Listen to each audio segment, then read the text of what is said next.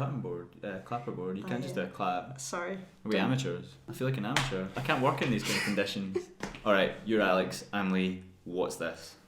This is the best thing that exists. Not specifically these two, but the concept of it. It's Fika. Fika is the best Swedish word in the world. The best word in the world. Second best Swedish word. The first one I can't say here, otherwise we will be banned from YouTube. Yeah, that's not a good idea. Well, Fika is literally when you drink coffee or tea in this case. In your case, definitely not coffee, because you're literally the only Swedish person I've ever met who does not drink coffee. Yeah, that's true. I've decided to dare to refuse coffee. And what are these bad boys? These are chocolate balls. Yes, chokladbollar. Chokladbollar in Swedish. Which, unlike chef's salty chocolate balls, are not salty. Do you get that reference? Are you old enough to remember South Park? This is what we're living with, folks. And you're trying to export these to Spain. In Sweden, when you go to a football match or anything, well, not just football, if you go to work or anything, there will be a Fika pause. There will always be Fika for the journalists. Is there no Fika, everyone will go mad. And that's what I'm missing in Spain, because on the Spanish press conferences, you get nothing. Nada. Except when you go to Girona, and in their tiny little concrete cabin of a press box, they bring around pinchos. Yeah, well, in Granada you can get tapas. But they don't have Fika, so that's my goal in life, to make them serve Fika. Let's talk about some football then. Yeah, it looks like football. Brown and flaky football. Oh man, focus. Is this year Atletico Madrid's year in the Champions League? That's a good question. It's like, if you look at Atletico Madrid this season, they're not impressive at all. If you look at Diego Simeone specifically, he looks totally worn out. It looks like he's done with this. They are out of the cup. They are pretty much out of the league race. And they're looking really good in the Champions League. On the subject of Simeone, I feel like he's a little bit like a reverse Samson. The more hair he has, the less power he seems to have. So as he is somehow, it's miraculous at his age actually, his hairs came back, it's incredible. As that sort of poof has expanded, he seems to have lost a little bit of his aura around him. But I think on their day, they're still by far one of the best equipped teams for cup football in particular. And then also just a few little signs of things going right at the right time. It's all about peaking at the right time in the Champions League. That's important too. We see this every year. Real Madrid, for example, can look terrible up until about January, and then suddenly they hit their stride, and lo and behold, Zidane's a Champions League winning manager. Gamero's playing well, really well actually, I would say. Torres is scoring goals, Griezmann started to score again, and I just think things are going right at the right time. Oblak's coming back, Godin's coming back, there's a possibility. And then there's that final thing. Last year, in theory last year, in the Vicente Calderon, provided they finish their building, which is still not entirely sure. You don't want them to end up like Valencia did and go to the finals without anything. So with Torres, for example, last season we saw him having a horrible first part of the season where Diego Simeone more or less said that he wanted to get him out of this team. And then the second part of the season, he was so good, people were talking about getting him to the Euros. It's definitely a team that's coming more and more together. But on that note, the elephant in the room is their defence. I mean, I don't know if you watched them in the midweek against Leverkusen, but I think that genuinely struck me as being one of the least Atletico Madrid-like away performances. They scored loads of goals, but also on the flip side that they defended abysmally. Like, just lazy defending you would never expect. It used to be, they would score a goal, they would shut up shop, and they literally wouldn't concede a shot on target for the rest of the game. And that's the one thing I just feel like if they can return to somewhat like their previous defensive form, then I'd have no doubt they can win it. Last season, where they had, 15 goals or something that they let in all season, and this season, only after like a few rounds, they had already let in as many goals as they did entire of last season. So that's definitely a big problem. Is Simone's head in it still, or is he already thinking about possible move to Inter or somewhere else? Because it doesn't seem like he wants to stay at Atletico. And this is the problem as well with Simeone being there for perhaps emotional reasons. Extending his contract, then reducing the extension of his contract, which is a really odd situation to begin with. He loves that club and he's so ingrained in that club that in many ways that first decision to take on that contract was more of an emotional than a logical one. Is it really going to work out? He'll feel an immense pressure to win something this year. And that can be a good and that can be a bad thing. But then sometimes these things come together. To return to the defensive situation, something you mentioned, Oblak's not the entirety of their defence, but there also is the importance of a good goalkeeper in organising the defence. And I think we've seen the difference with Moya, he's a decent goalkeeper, but I don't think he's as good as Oblak.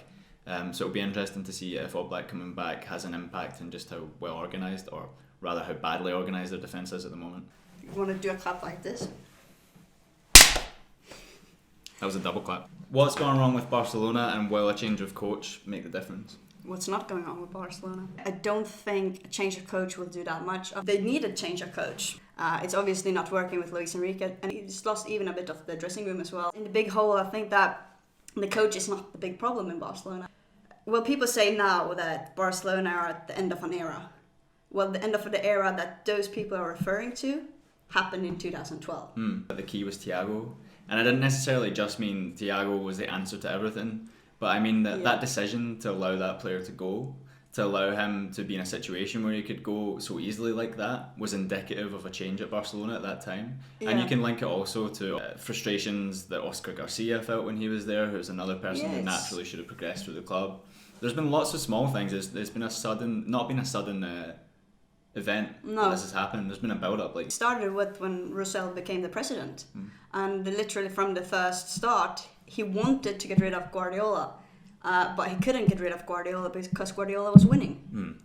And that's where it started. The big thing in this was, from the beginning, was that Roussel wanted to show that he's better than Juan Laporta. It's all down to the youth setup. He wanted the Laporta stamp on Barcelona gone. He wanted his own team. He wanted to build his own a club in his own image, I think. Yeah.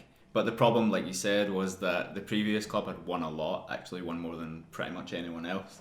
So it's not easy to destroy. Bartomeu, he presents a better face in public, but for all intents and purposes, and from whatever you hear from people behind the scenes, he's still very close to what Roussel was before. To return to Luis Enrique, I mean, I'm not sure he ever had the dressing room. At one point, he very smartly probably took on some sagely advice from Xavi Hernandez, who's one of the few people that he probably would listen to advice from, because he considers him more of a peer, I think. But it felt a little bit like he just delayed the inevitable. And I think Luis Enrique is a great coach, and also I think that you just see what he did with Celta de Vigo. Yeah, and I think that it makes perfect sense for him to be Barcelona's coach. I just don't know if it made sense for him to be Barcelona's coach at that time. I mean, now you look at who can replace him. There's a few people, Valverde to a degree, but I mean, there's no real clear-cut candidate. And some of the people that would be more interesting left field candidates, like Oscar Garcia, for example, it's not going to happen. It will never happen. It won't happen. Well, the people that are there behind the scenes are there, he won't be there. No, the way the club is run now, it's run more as a company rather than under Laporta, who I'm also going to just say wasn't a perfect president in no way. It was more run as a family. No, but he was smart enough to defer to people who knew more than he did. Now it doesn't matter what coach they will take in. They will still have the same ideas. It will still work the same way. The youth setup is run in a different manner right now. The step between the B team and the first team has never been that big that it is now.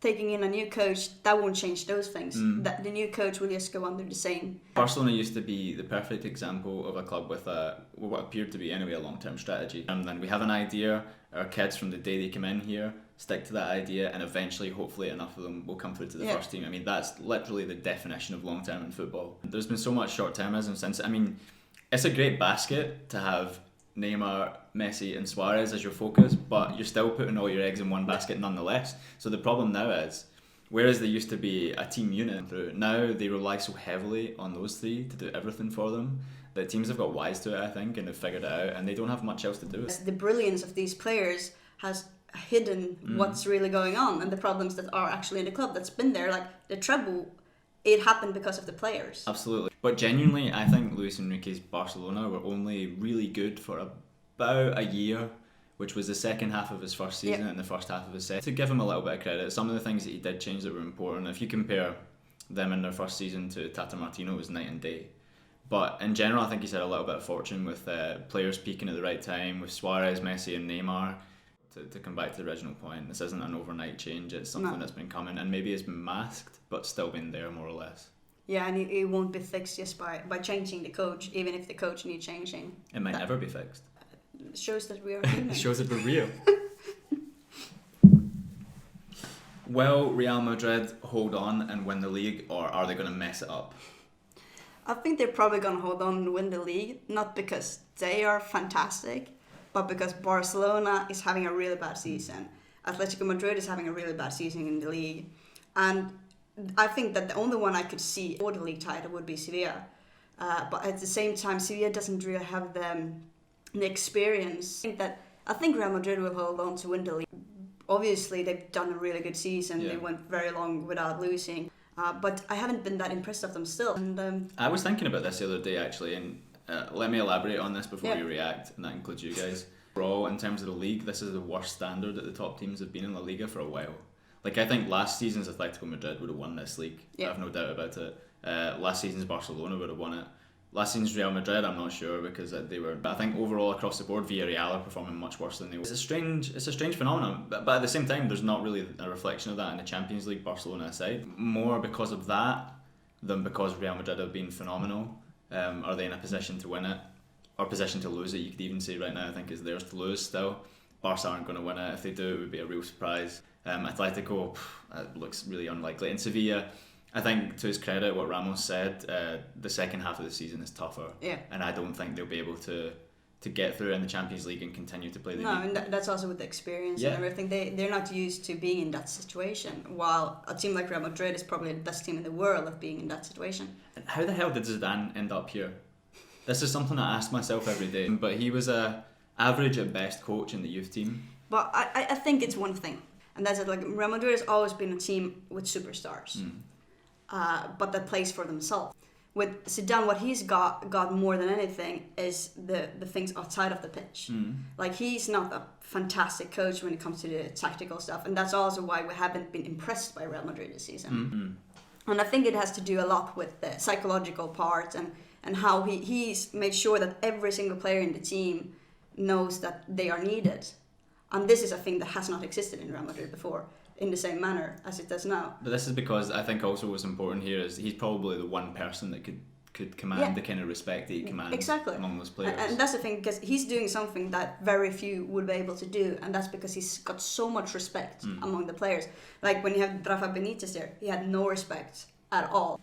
While Zidane walked in as a legend and had already from the start this huge respect. I think you can see even Ronaldo in a way feels more like a team player. I think There's a bit of a misconception about Ronaldo in that regard as well. I think there's no doubt that for most of his time at Madrid he's not been much of a team. When he was at Manchester United, when Ferguson was his coach, who he immensely respected, he was a major team player there. I think he was more willing to do more. As excellently as Zidane has performed, all things considered, was he just a few Atletico Madrid penalties away from being sacked in the summer? I mean, ultimately, would he still be here if Atletico had won that final? And I'm not sure he would be. I think if we start with, had his name not been Zidane, would he still be there? So sorry, had his name not been Zidane, he wouldn't have been there in the first place. This is true. Because when he was in Real Madrid Castilla, first season, that had his name not been Zidane, he'd been fired. Because if you're looking at the old coaches that Castilla had, when they had done the results that Zidane did, they got fired. Absolutely. But he didn't because his name was Zidane. No one with the record he had with Castilla would get the first team job. And yet, despite all this, and despite all these caveats that we're bringing up, to give him credit, if he holds on and wins this league, he's Madrid's most successful coach since Vicente Del Bosque. He does it because he has the respect, but I also think he's really good coach off the pitch, so to say. Everyone in the team feels like they have a really important role, and I think that's extremely important. Oh, that's cool though. I think it's super fun.